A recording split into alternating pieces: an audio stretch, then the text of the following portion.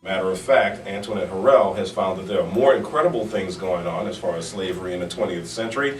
You will also remember that here on Sunday Journal, Hal conducted interviews with Katrina Brown about her documentary, Traces of the Trade, and also Douglas Blackman a couple of months ago about his book, Slavery by Another Name.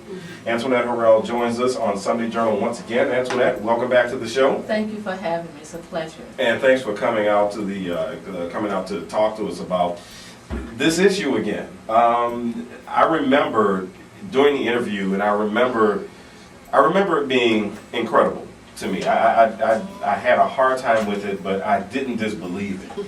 Here we are a year later, and it seems as if the news about slavery in the 20th century. Working all day in the hot sun,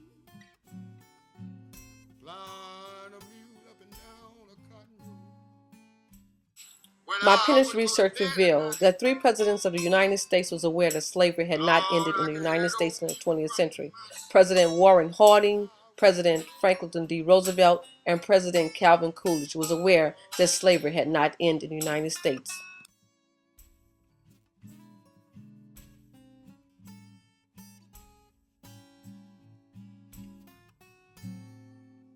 When I would go to bed at night, Lord, I could hear the old mule grunting in my sleep.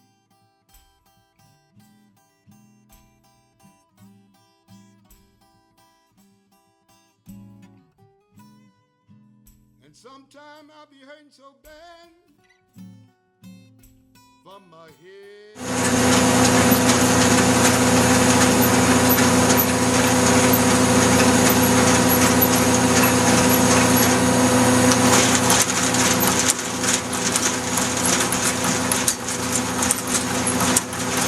Lord, I ain't plying no more comb.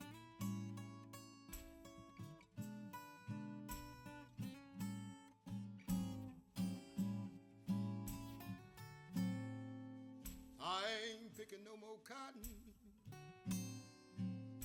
Lord, I ain't plying no more comb.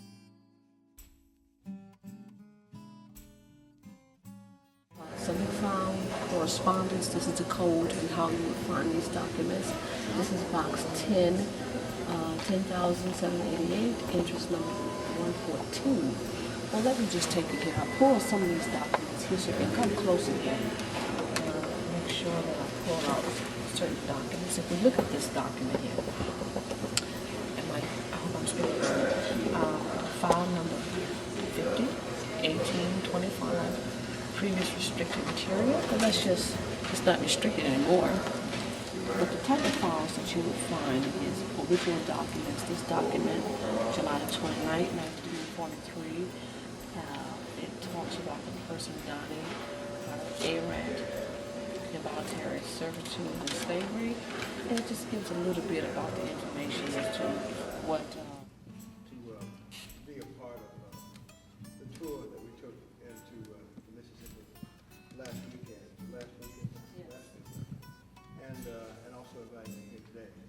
She has done some miraculous work, and also back up and bring me along again since the system and When selling time come condition. I come at this and I be by way of my long participation in the reparation movement. The black is enslaved, not only to serve the old plantations, to serve the corporate productions produced in the new form of 20th century slavery. Records substantiating the existence of the African American slavery in the 20th century can be found in the National Archives of the United States in many of the state courthouses. They reveal a story of blacks still trying to escape the institution of slavery for a long period of time in the 20th century. You didn't make it out. You never make it out of debt. You're always in debt to the boss man. This was a way to have you for another year. You just go, just a cycle you go through. Yeah. So how long was your family sharecroppers? Oh, my family sharecroppers till around 63, 64, when the civil rights movement kind of broke out around 64, 65 down here. And people started getting away from going to the cotton field. What is your name? Frankie Coleman. Miss Coleman, how long have you been listening? Oh, about what? What about 3 or 4 years? In this whole area? You said that you picked cotton.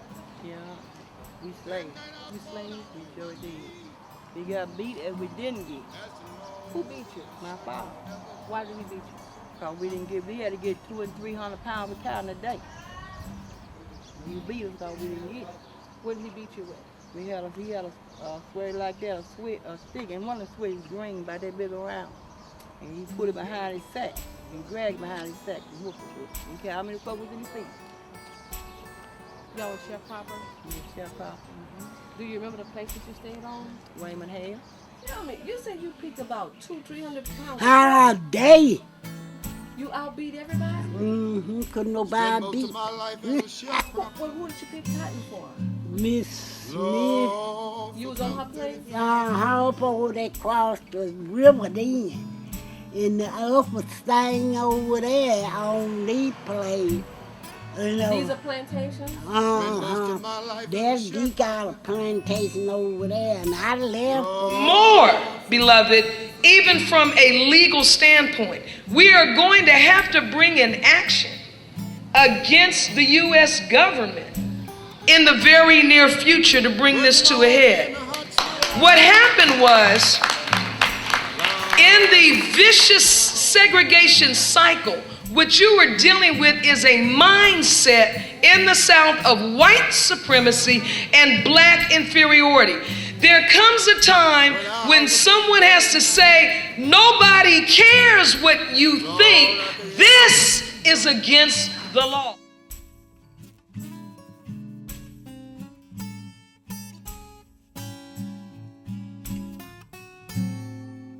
When I would go to bed at night, Lord, I could hear the old mule grunting in my sleep.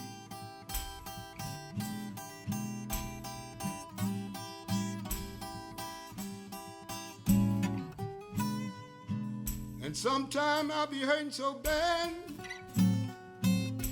from my head down to my feet.